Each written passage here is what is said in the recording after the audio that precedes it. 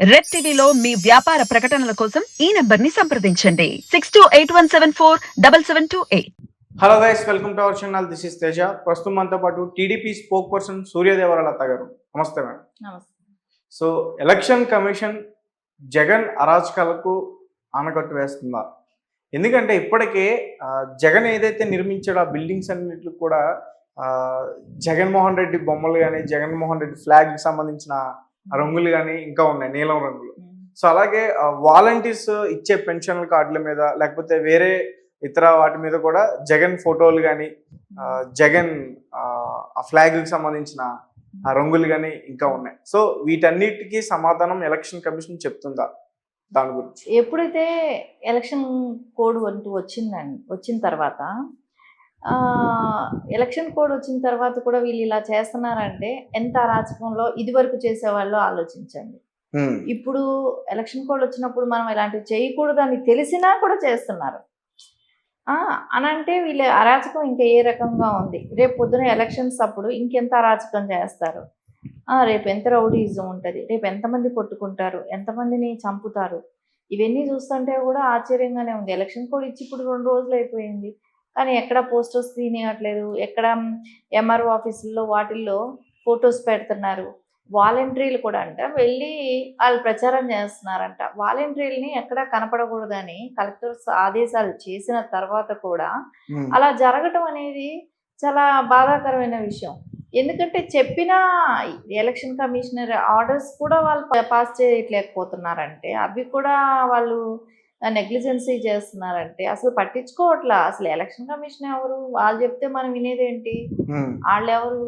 మనం సీఎం జగన్మోహన్ రెడ్డి, మనం ఆయనే ఇది అన్న ఒక మోనార్క్ లాగా వెళ్ళిపోతున్నారు. అసలు జగన్మోహన్ రెడ్డి ఉంటే చాలు అన్నట్టు ఇష్టం వచ్చినట్టు చేస్తున్నారు. అది కరెక్ట్ కాదు. రేపు పొద్దున దీని అన్నిటికీ కూడా మూల్యం చెల్లించుకోవాల్సి వస్తుంది. రేపు పొద్దున వాళ్ళు కేసులు పెట్టారనుకోండి, ఎలక్షన్ కమిషనర్ రేపు ఈ లిస్ట్ అంతా తీసుకుని కేసులు పెట్టారనుకోండి, వాళ్ళ పరిస్థితి ఏంటి? వాళ్ళ లైఫ్లో ఏమవుతాయి? ఎన్ని సంవత్సరాలు వాళ్ళ కోర్టుల చుట్టూ తిరగాలి? వాళ్ళంతా యువతే కదా, వాలంటీర్లు అంతా చిన్న చిన్న పిల్లలు, వాళ్ళు చిన్నవాళ్లే. రేపొద్దున వాళ్ళ భవిష్యత్తు ఏంటి? రేపు ఇంకొక జాబ్కి వాళ్ళకి ఆపర్చునిటీ ఉంటుందా? ఇవన్నీ ఆలోచించుకోవట్లేదు. గుడ్డిగా జగన్మోహన్ రెడ్డి ఆదేశాలు ఏవైతే సజ్జల గారు పంపుతున్నారో, ఏదైతే జగన్మోహన్ రెడ్డి గారు సజ్జల గారు చెప్తారో సజ్జల గారు ఫాలో చేస్తున్నారు. సో ఏదైతే ఇది చేస్తున్నారో రేపు పొద్దున వాళ్ళేం వీళ్ళకి పెట్టరు కదా, వీళ్ళేగా జైలుకి వెళ్ళాల్సి వస్తే వెళ్తారు, వాలంటీర్లు వెళ్తారు. కానీ వాళ్ళు సజ్జల గారు వచ్చి చెప్పాడు కదా, పంపిస్తున్నాడు కదా మనల్ని, మనం వెళ్ళి దూరి చేసేద్దాం అని అంటే రేపు పొద్దున జైలుకి వెళ్ళాల్సి వస్తే వీళ్ళే వెళ్తారు. ఒకవేళ గెలవదు కూడా, పార్టీ గెలిచే ఆస్కారాలు కూడా లేవు కానీ తెలుస్తూనే ఉంది. సో ఎంతమందిని మీరు ఇలా జీవితాలతో ఆడుకుంటారు? రేపొద్దున మీరు డెఫినెట్గా వాలంటీర్లు అందరూ జైలుకి వెళ్ళాల్సి వచ్చిన పరిస్థితి వచ్చినా వస్తుంది. వాళ్ళ భవిష్యత్తు వాళ్ళే చేజేతులారా నాశనం చేసుకుంటున్నారు. కానీ దుర్మార్గం ఎక్కడ ఉందనంటే అసలు ఎంఆర్ఓ ఆఫీసుల్లో కూడా ఫొటోస్ తీయనివ్వట్లేదు. అసలు ఎంత దారుణమైన విషయం అసలు. అట్లా ఎట్లా ఎలక్షన్ కమిషన్ కోడ్ వచ్చిన తర్వాత మొత్తం ఎక్కడా కూడా పోస్టర్స్ కూడా ఉండకూడదు, ఫొటోస్ ఉండకూడదు. అలాంటిది ఎందుకు ఉంచుతున్నారు? అంటే మీ ఉద్దేశం ఏంటి? ఏ రకంగా అర్థం చేసుకోవాలో కూడా తెలియట్లేదు. దీని మూల్యం ఇంకా రేపొద్దున ఎలక్షన్ అప్పుడు ఎంత అరాచకం చేయాలనే ప్లాన్ లో ఉన్నాడు జగన్మోహన్ రెడ్డి అనేది అర్థమవుతుంది. అంటే ఎలక్షన్ కమిషన్ కూడా ఊరుకోదు కదా మేడం. అదే ఎలక్షన్ కమిషనర్ వచ్చిన 2 days అవుతున్నా కూడా కలెక్టర్ ఆదేశాలు చేసిన తర్వాత కూడా వాలంటీర్లు ఇలా చేస్తున్నారు, భయపడట్లేదు అని అంటే అర్థం ఏం చేసుకోవాలి? అంటే మేము ఇలాగే చేస్తాం, ఇలాగే మేము ప్రవర్తిస్తాం అనేటట్టే ఉన్నారు. సో కేసులు పెడతారు, పెట్టినా కూడా వాళ్ళకి లెక్కలేదా? భయం లేదా? ఏమనుకుంటున్నారు? సో రేపు పొద్దున మీరు భయభ్రాంతులకు గురి చేయాలి ప్రజలను కూడా అనుకుంటారేమోగా. రేపు ఓటేయడానికి వచ్చిన జనాన్ని కూడా మీరు ఇలాగే చేస్తారు కదా. మన గతంలో ఎప్పుడైనా జరిగిందా? అంటే భవనాలకు కానీ గవర్నమెంట్ నిర్మించిన భవనాలకి అలా రంగులు వేయడం?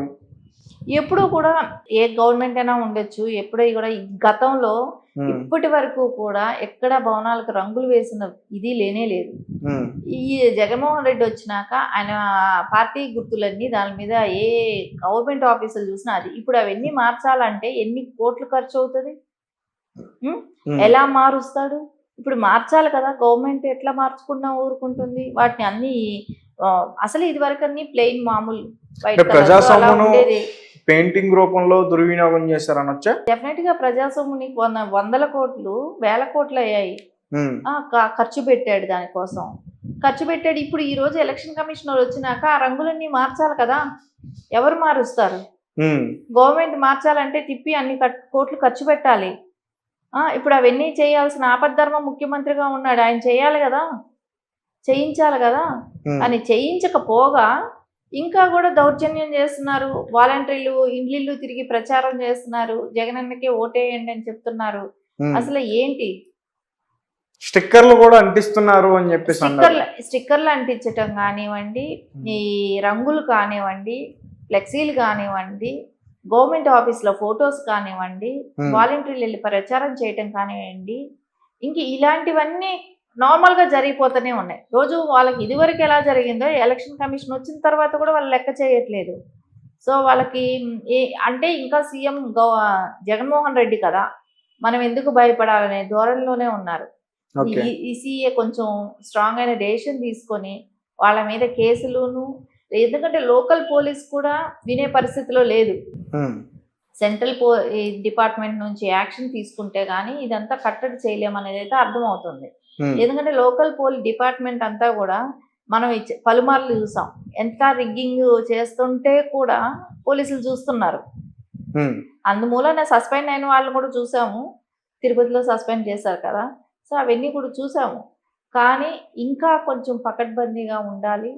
ఉంటే కానీ వీళ్ళని ఎదిరించలేరు. రేపు పొద్దున ప్రజలు ప్రశాంతంగా వచ్చి పోలింగ్ చేసుకోవాలి అని అంటే, వీళ్ళని అరికట్టాలంటే కొంచెం సెంట్రల్ ఫోర్స్ అనేది కూడా అవసరం అవుతుంది. ఆల్రెడీ వచ్చిందని అన్నారు, కానీ ఇంకా కొంచెం ఆ బలగాలు కూడా ఇంకా పెంచి ఏపీ ఎలక్షన్ అన్ని చోట్ల ఎలక్షన్ వేరే అవ్వచ్చు, కానీ ఏపీలో ఒక దుర్మార్గమైన ప్రభుత్వం ఉంది కాబట్టి ఆ ప్రభుత్వానికి చెక్ పెట్టాలి అంటే ఖచ్చితంగా సెంట్రల్ ఫోర్స్ ఎక్కువ కావాల్సి వస్తుంది. ఓకే. అలాగే చిలుకూరుపేటలో జరిగిన సభలో మొత్తం కూడా ఖాళీ కుర్చీలే ఉన్నాయి, ఎవరు జనం రాలేదు. ఖాళీ కుర్చీలకి ప్రసంగాలు చేశారంటూ కూడా ఒక వార్త వెలుగులోకి వచ్చింది. మీరు జగన్ ఏమైనా గ్రాఫిక్స్ చేయించి పంపించారా? మీకు ఏమైనా ఖాళీ కుర్చీలు ఉన్నాయనేది జనరల్ గా అసలు అన్ని ఛానల్స్ లో కూడా అన్ని చోట్ల కూడా చూసారు కదా, విపరీతమైన జనం. సో మోడీ గారిని మీరు చూసి ఉంటారు, పవన్ కళ్యాణ్ గారి స్పీచ్ ఇచ్చేటప్పుడు ఆ హైట్ ఎత్తిన ఇది ఎక్కితే మోడీ గారు ఆ స్పీచ్ ఆపి ఆయన దిగమని చెప్పి రిక్వెస్ట్ చేశారు. జనాలు అంత విపరీతంగా వచ్చారు. ఫుల్గా ఆయన ఓపెనింగ్ కూడా చెప్పారు కదా, మోడీ గారు చాలా స్పందన బాగుంది, ఎంత మంచిగా, అసలు ఇంత స్పందన ఉందా, ఇంత వ్యతిరేకత ఉందా వైసీపీ మీద ప్రజల్లో, ఆయన స్పష్టంగా ఆయన కళ్ళతో ఆయన చూసి ఆయనే చెప్పడం జరిగింది. ప్రజలు కూడా తండపు తండాలుగా వచ్చారు. అసలు ఫుల్గా పచ్చదనం ఎలా కనపడిందో కూడా అందరూ చూసి ఉంటారు. పచ్చ అంటే ఒక పసుపు మయమైపోయింది. అట్లా జరిగిన దీనికి కూడా మీరు ఎలా అనగలుగుతారు? అక్కడక్కడ కుర్చీలు గవర్నమెంట్ సాక్షి మీడియా లాగా మనం అంటాం కరెక్ట్ కాదు కదా. వాళ్ళకి సెట్లు వేసుకోవాల్సిన అవసరం, గ్రీన్ మ్యాట్ ఎక్కడైనా పరిచారా? మాకు గ్రీన్ మ్యాట్ పరిచి ఏమైనా గ్రాఫిక్స్ ఏమైనా చేసామా? అలాంటిది ఏమీ లేదు కదా.